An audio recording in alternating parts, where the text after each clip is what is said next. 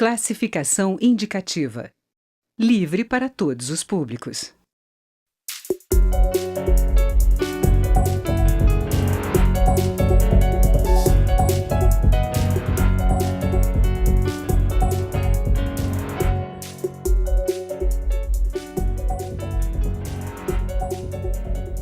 Olá! No final de janeiro, uma barragem da empresa Vale rompeu em Brumadinho, na região metropolitana de Belo Horizonte.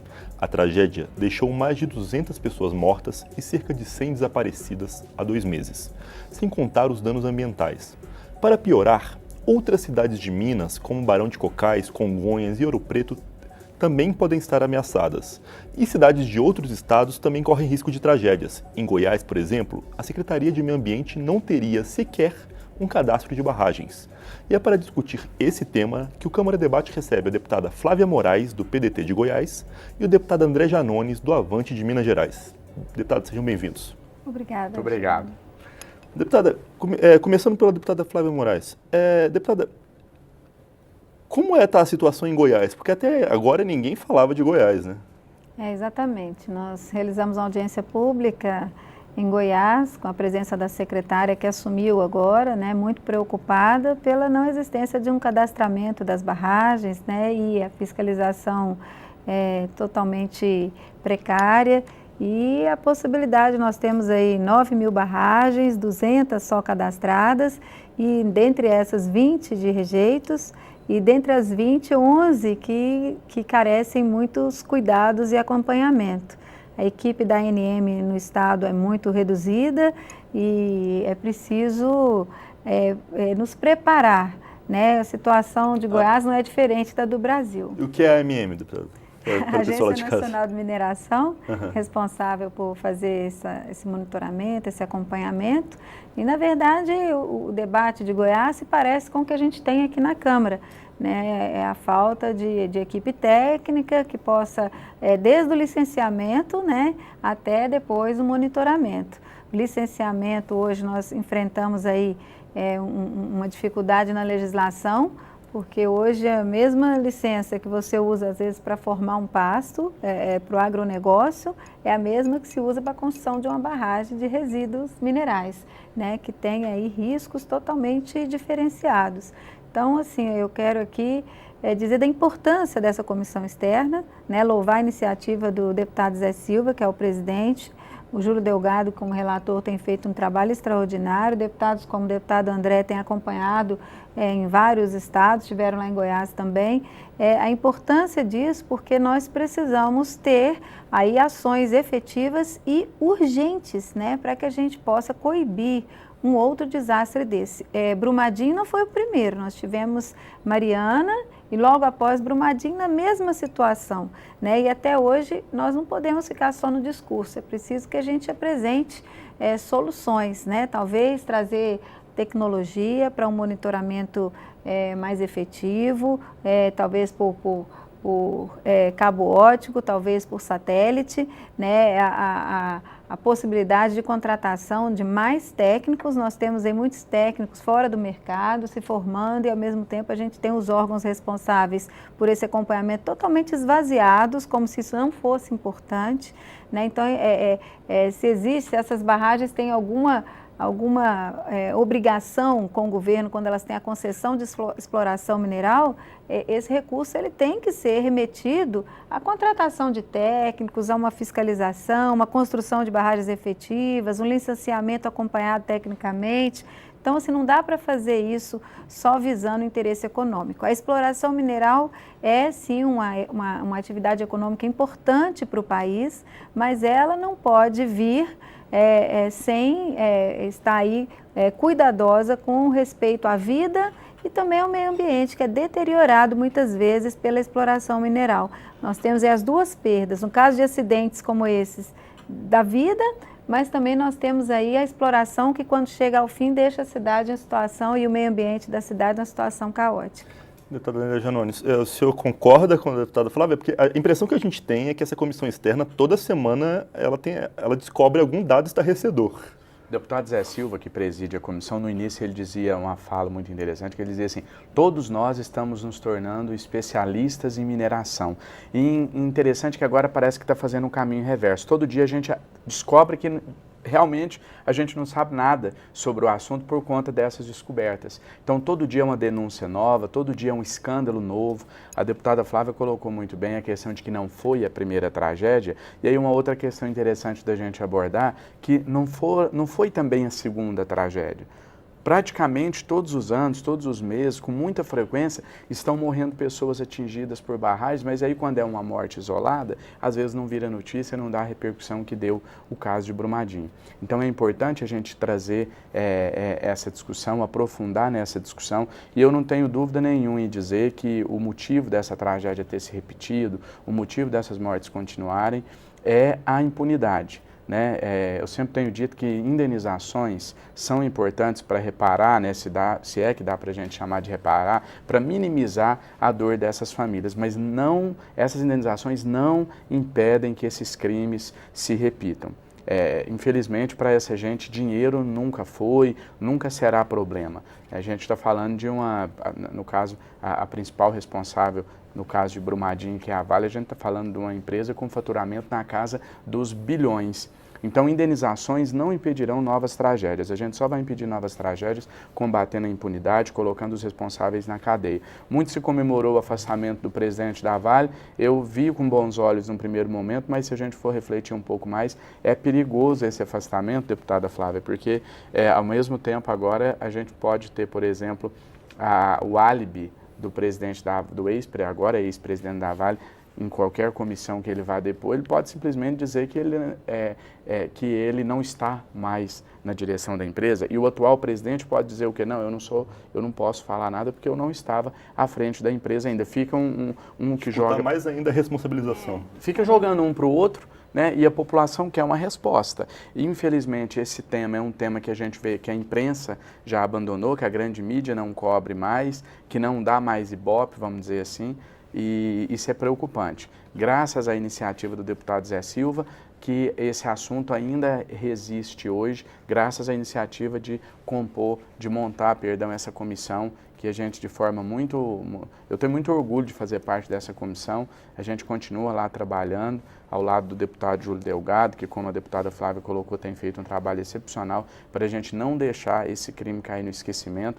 Eu acho que se a gente dedicar o nosso mandato à elaboração de uma legislação dura, que impeça novas tragédias, isso por si só já faz com que esse mandato valha a pena.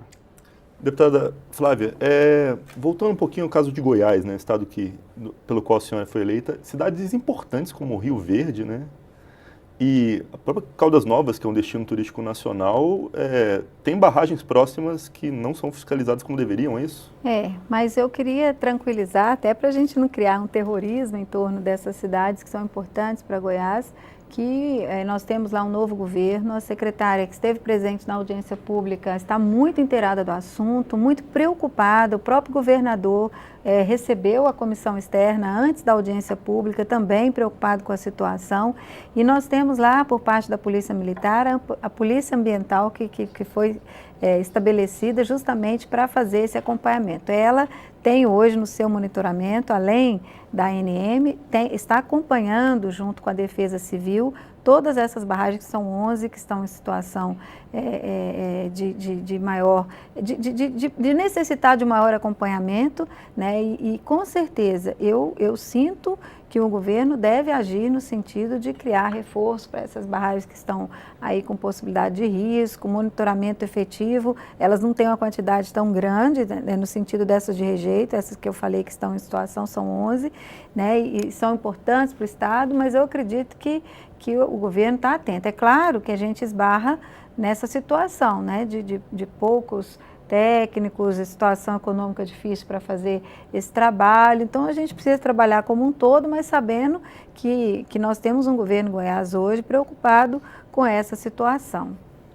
Deputado Janones, a gente teve, o deputado Delgado veio aqui para uma outra entrevista e ele citou que a Vale eventualmente poderia estar fazendo ameaças em Minas de que se apertassem demais ela quanto à responsabilização, ela poderia sair do estado e ir para o Pará. Então, a ação tem que ser nacional, não é isso?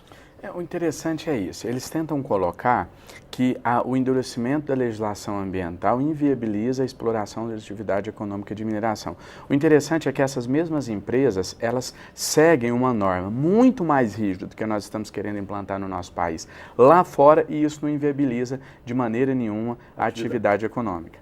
Falando no popular, é como se aqui no Brasil fosse a casa da mãe Joana, que todo mundo pode fazer de qualquer maneira e fica por isso mesmo. É o que eu disse há pouco e repito aqui, é a sensação de impunidade permanente. A gente não pode ceder a essas chantagens. A atividade econômica das mineradoras, em especial da Vale, ela é extremamente lucrativa e não é um cuidado maior com as pessoas que estão ali, principalmente naquelas áreas de mineração, que vai inviabilizar essa atividade econômica, não. A vida não tem preço, né, Juliana? E a gente sabe que, para além desses acidentes com mortes que deixaram a todos nós assustados e preocupados, e nós sabemos que existe também na exploração mineral uma situação assim de começo, meio e fim, né? Porque são recursos naturais finitos.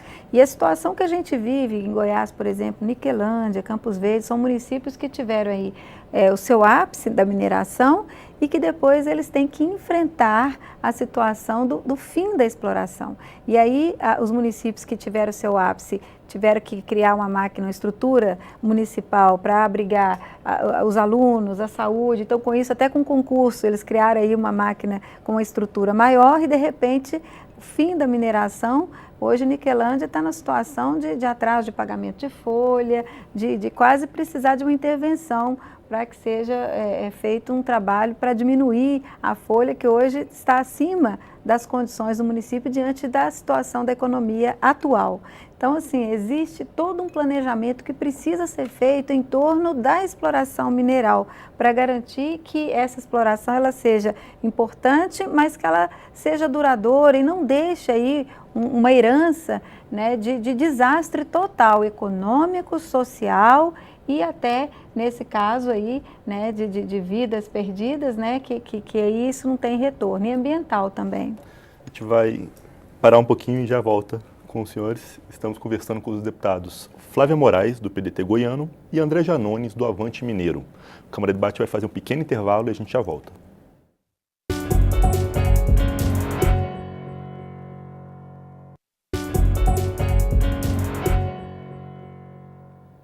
O Câmara de Debate está de volta. Hoje, a gente recebe a deputada Flávia Moraes, do PDT de Goiás, e o deputado André Janones, do Avante de Minas Gerais, para discutir a questão das barragens. Deputado Janones, a deputada Flávia falou agora no final do bloco anterior da questão dos municípios pós-exploração mineral, né?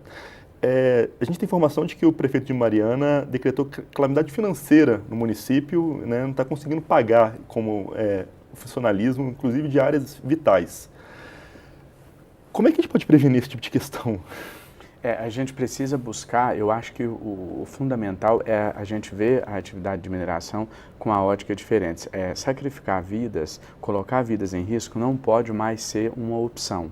Né? Você não pode partir do pressuposto de que é preciso explorar a atividade econômica e aí, se possível, vamos tentar poupar essas vidas. É o contrário, a atividade econômica só pode existir a partir do momento em que vidas não sejam colocadas em risco. E aí é interessante essa questão do dano econômico, que a gente fala muito no dano social, no dano ambiental, nas vítimas que infelizmente faleceram na tragédia, mas existe um dano econômico que também ceifa vidas.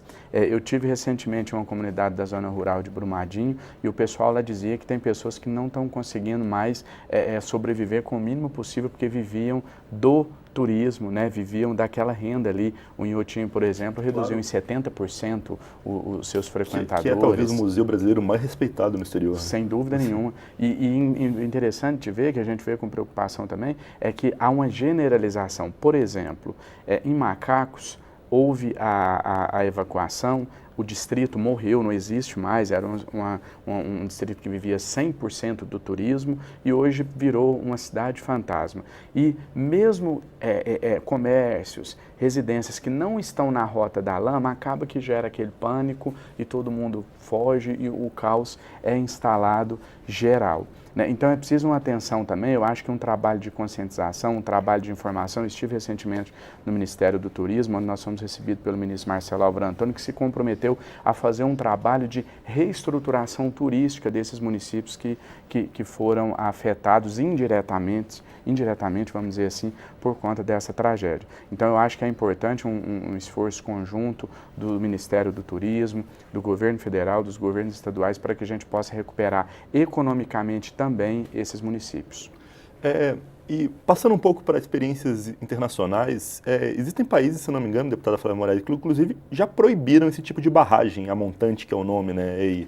Inclusive, e o Brasil pode fazer o mesmo. Exatamente. Inclusive, isso foi questionado na audiência pública de Goiás pelo professor da Universidade Federal que esteve lá, com uma turma de alunos interessadíssimos no tema, e colocando justamente isso, porque se ela é uma barragem que traz um nível de segurança muito menor do que o outro modelo. Economia, então, somente. Exatamente, por causa do valor dela, ela é mais barata.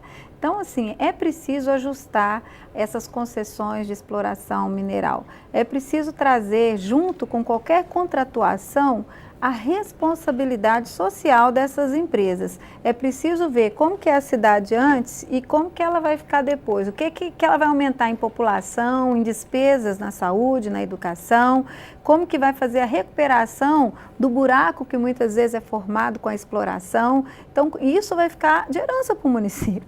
Então, é preciso que haja uma forma legal, uma legislação que amarre mais esse comprometimento, que às vezes fica solto. Às vezes a empresa entra, mas vai contribuir, vai doar alguma coisa para assistência, vai dar é preciso que tenha um contrato, uma contratualização já específica, de acordo com o tamanho da exploração que vai ser feita naquele local. É preciso ter esse amarre porque infelizmente essas empresas, elas acabam tendo o olhar muito focado nos números de faturamento, no lucro, né? E é preciso que exista ali algo que puxe para essa responsabilidade social, né? Muitas vezes são empresas que vêm de outro país, que não tem vínculo nenhum com aquela comunidade, e aí acontece isso que está acontecendo, que nós estamos vendo, né? E aí você vai procurar o culpado, simplesmente troca o dono da empresa, e aí você não tem a quem responsabilizar. É difícil até de aplicar uma punição nesse caso. Então, é importante que exista uma contratualização mais detalhada e específica para garantir não só o lucro daquela exploração, e aí vem sempre o discurso de geração de emprego,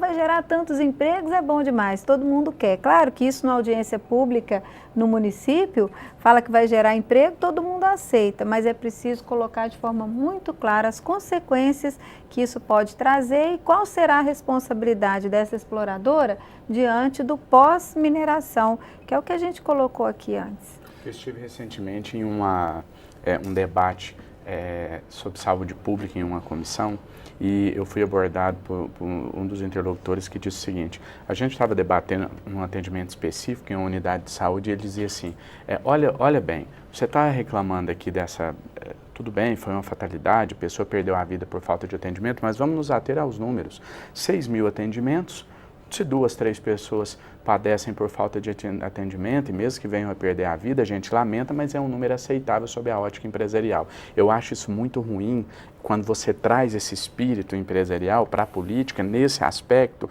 porque quando você está lidando com gente, com pessoas, é diferente.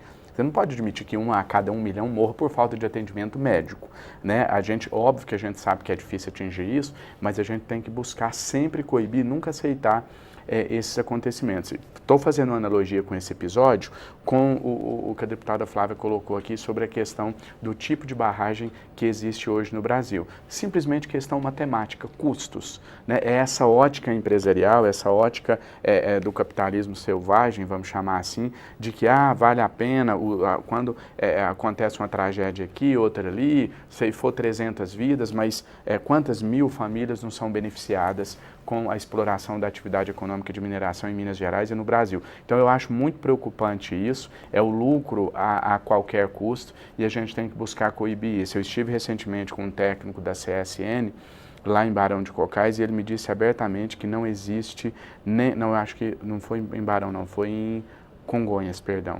Ele me disse o seguinte, duas informações que ele me deu que eu achei bastante relevante. Primeiro, esse tipo de barragem não existe qualquer justificativa a não ser custo, e só. É somente pela redução dos custos, ponto final. O risco é 8 vezes maior de rompimento, mas vale a pena o custo reduzido vale a pena. E a segunda questão que ele me falou que me chamou a atenção, nenhuma barragem se rompe sem dar sinais. Todas as barragens que se romperem em qualquer lugar do mundo, ela emite sinais antes. É o que a gente chama no direito de dolo eventual. Então eles sabiam, óbvio, eles não sabiam que ia romper, mas eles sabiam do risco de rompimento e assumiram essa responsabilidade. A deputada colocou sobre que não se tenha pânico em Goiás, né, e eu concordo com ela, está se fazendo um trabalho preventivo, trabalho esse que deveria ser realizado nos outros estados. Se é que dá para tirar algum aspecto positivo, vamos chamar assim, dessa tragédia, é que pelo menos a atenção das autoridades nos outros estados, no país todo, para impedir que isso se repita, tenha acontecido. E vincular mais os recursos dos impostos arrecadados com a concessão a esse monitoramento, a essa recuperação. Os recursos que iam para a agência foram contingenciados, não é isso? Mas nada justifica, né? Então ele precisa ser vinculado, né? Sim, isso, né? Se eu pago um imposto para explorar, esse dinheiro tem que ser revertido nessa fiscalização. E ela não pode ser feita pelas empresas, como estava acontecendo, porque ela tem interesse em ser liberada e quem que vai trabalhar para a empresa, o salário dele é a empresa que paga e vai falar que não pode... A gente recebeu na comissão... Isso é um golpe, essa história de autorregulação por empresa. É o chamado, né? Lembrando lá da época do tráfico negreiro, quando a Inglaterra proibiu o tráfico, a gente usava a expressão para inglês ver, pode muito bem ser aplicada aqui. A gente recebeu na comissão o irmão de uma engenheira que morreu na tragédia e ele disse, a minha irmã testou laudos da barragem em Ouro Preto, em cidades que ela nunca compareceu e ela não tinha opção, ou ela testava ou ela seria demitida. Infelizmente isso fragiliza muito o acompanhamento, o monitoramento, e esse recurso ele precisaria garantir um número de técnicos viável para fiscalizar todas as barragens de cada estado, né? Isso é uma política que tem que vir de uma lei nacional, de uma intenção de uma política pública nacional que venha para os estados, né? Para que a gente possa ter aí uma blindagem, né? Nós precisamos coibir qualquer tipo de acidente e tem que ser uma ação forte e urgente. Até porque as consequências da tragédia, né, deputados? A gente nem sabe ainda. Depois, no ano seguinte ao desastre de Mariana, houve a Aedes aegypti se reproduziu muito mais na região afetada, então a gente nem sabe o que vai acontecer ainda, né? Tem os reflexos indiretos, teve um episódio... Isso mesmo em regiões que não houveram acidente. Exato. Mesmo onde fica o buraco, acumula água. Onde tem a exploração, mesmo sem acidente, a exploração se retira e fica lá o buraco que vai juntar água. 2 pessoas da comunidade rural de Brumadinho faleceram 15 dias após a tragédia, porque a estrada que dava acesso aos postos de saúde, as unidades de saúde da cidade, estavam interditadas e as pessoas passaram mal e não conseguiram ter o atendimento pronto como deveria ser. E a empresa provavelmente não vai querer indenizá-los. Óbvio que não. Isso é o que por isso que a gente diz que os danos, na verdade, são incalculáveis, imensuráveis, os danos a longo prazo. Porque a vida não tem preço, né? Não tem como ser. Deputado, e é interessante colocar isso, assim que eu cheguei à Câmara, eu estou no meu primeiro mandato e eu participei de algumas reuniões, inclusive em Brumadinho, já logo no início do mês de fevereiro do ano corrente, e eu me recordo que uma coisa que eu fiquei estarrecido, vamos dizer assim, é que a maioria dos debates, das discussões sempre eram em torno de números, de cifras. Eu me lembro que lá em Brumadinho, nessa audiência, falou o prefeito, falaram os vereadores, e sempre a questão de indenização. Não, tem que ser tanto, tem que ser não sei o quê, porque se acontecer de novo, a gente tem que estipular um valor mínimo de indenização, como se tivesse, como se fosse possível mensurar em cifras o valor de uma vida, né? Deputados, a gente pode, o pessoal lá de casa, acreditar que dessa vez os responsáveis não ficarão impunes, ou isso há limite do que a Câmara pode fazer quanto a isso? É claro que há limite. Nós temos tentado fazer o possível para dar visibilidade, para buscar uma legislação que é a nossa competência e articular também com os órgãos responsáveis, né, para que a gente possa ter uma resposta disso. Da nossa parte, a gente precisa estar chamando atenção, né, e buscando chamar atenção para isso. Mas é claro que não depende só de nós, né, e a gente precisa trabalhar juntos, a comunidade também cobrar. Eu acredito muito na força popular, sabe? A cobrança nas redes sociais que hoje tem movido aí, né, até os nossos governantes, né? Eu acho que é importante que todos que estão nos assistindo que possam somar conosco nos esforços da gente poder ter uma política pública efetiva no monitoramento, no licenciamento das barragens do nosso país. Eu acredito que a mobilização ela é fundamental. Nós, enquanto deputados federais, a gente não é obrigado a saber de todos os temas, mas a gente tem a obrigação de trazer o clamor popular para impedir que novas tragédias aconteçam.